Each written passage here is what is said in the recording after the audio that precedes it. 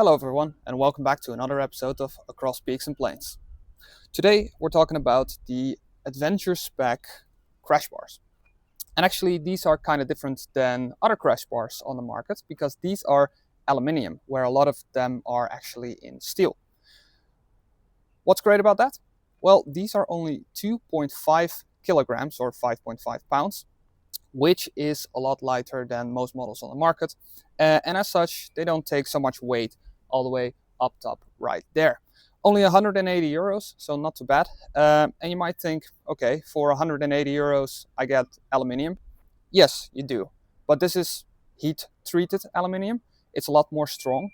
And keep in mind, crash bars are all about dissipating the impact. So these are, of course, when you get in a crash, going to do that. And protect all of the important parts of your motorcycle, your frame, your engine block, your fairings, anything that might be behind them on the impact. All right, we don't need a lot of tools for this job. We only need a 5 and a 6 hex spanner. We need the 13 mil ratchet, and we are going to need a little screwdriver flat to pop off the OEM sides plastics. As well as, never forget, a little bit of lock bond to make sure that when everything is rattling, once you're hitting that off-road, nothing shakes loose. Let's get started with removing the OEM plastic.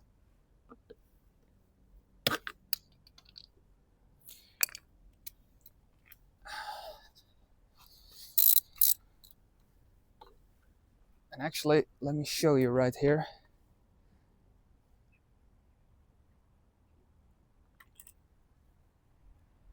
So there's going to be two little bolts right there that we're going to remove. That's these ones right there.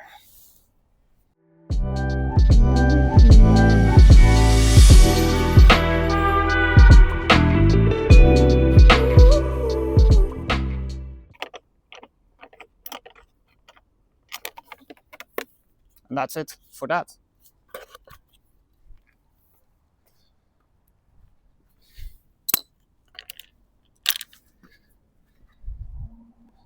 Of course, don't forget to do both sides. All right, with the OEM plastics removed, we can now go and put these on. These are gonna go right here. Make sure the orientation is correct because you're gonna have to, that's the wrong side. You're gonna have to make sure that this point goes in the front. This one goes on here, up top where the OEM plastic used to be. And then this piece is going to make sure that the crash bar extends lower and it's going to fit right there. We're gonna need actually a little bit of a 13 mil spanner there to make sure that we can tighten that because I'm gonna put this on loosely. So let's do that first.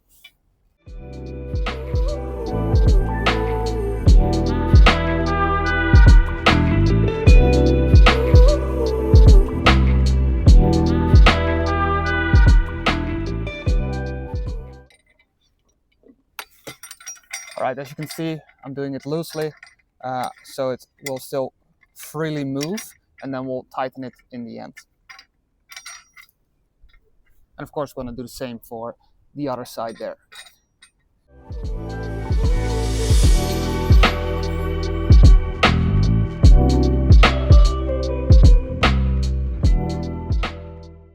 All right, and now I'll do the same here.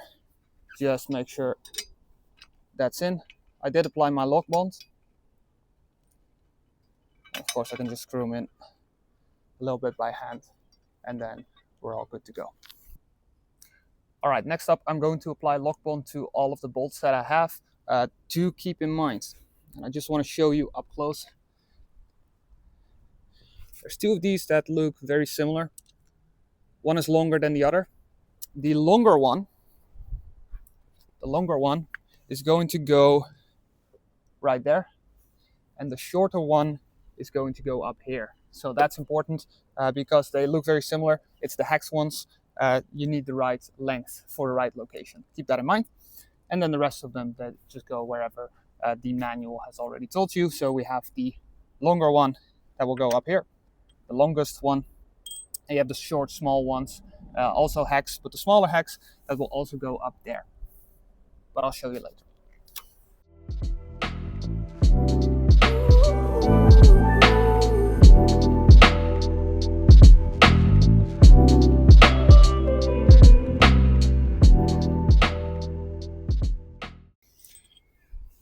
Do note that I'm using the blue lock bond, not the red stuff. The red stuff is for permanent application. The blue stuff is for more temporary stuff like crash bars that you might need to replace at one point. You don't want those to be too tight.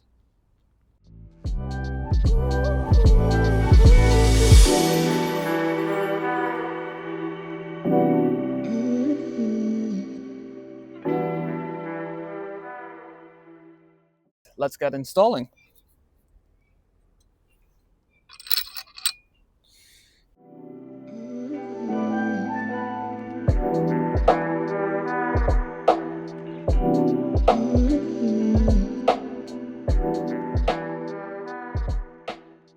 Do note that I'm only tightening stuff slightly so that everything's still nice and loose and I can reposition everything that I need. Let's do the other side.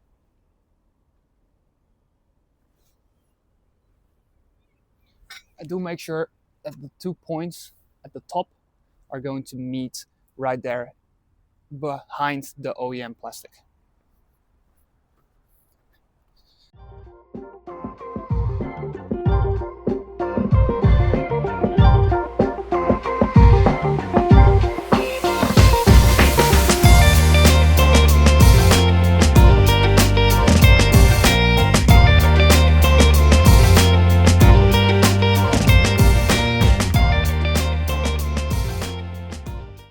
Now with everything loosely installed on the lower end, what I'm going to do is make sure that these line up and that the 4 screws that go up here are going to be applied slightly as well. Then I'm going to tighten everything up.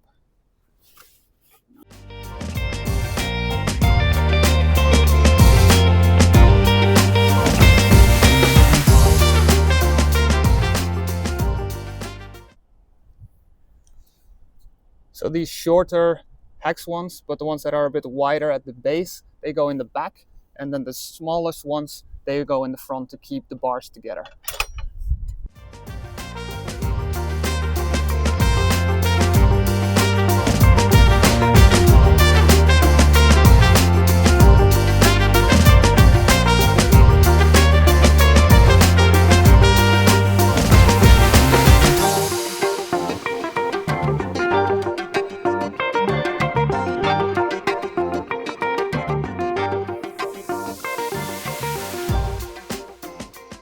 Everything is kind of loose still right now. I'm going to tighten up everything almost entirely. And then before I tighten up like strongly, I'm going to make sure this little metal piece is no longer loose.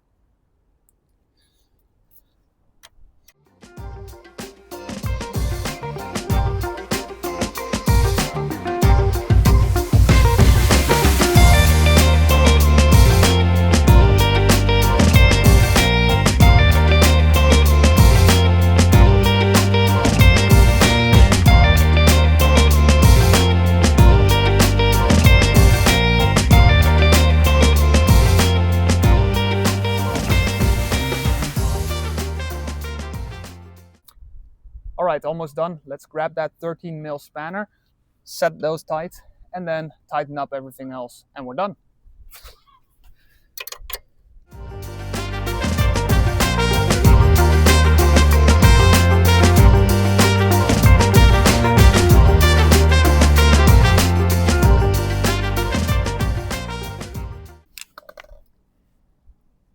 And then we tighten everything correctly.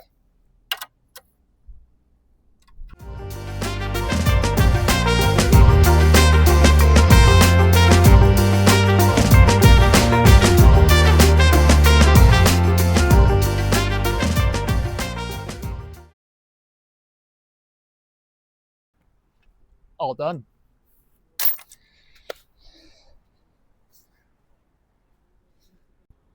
All right, and that's it for the crash bar installation. As you can see, they're quite sturdy. They should hold up well in a crash, even though they're aluminium. I feel quite confident that they're going to do their job. If you've seen us traveling through Albania, you know the rocks can get quite, well, large. And when they do get that large and you do drop your bike on top of that, it is going to do a lot of damage, and this is going to prevent that for sure.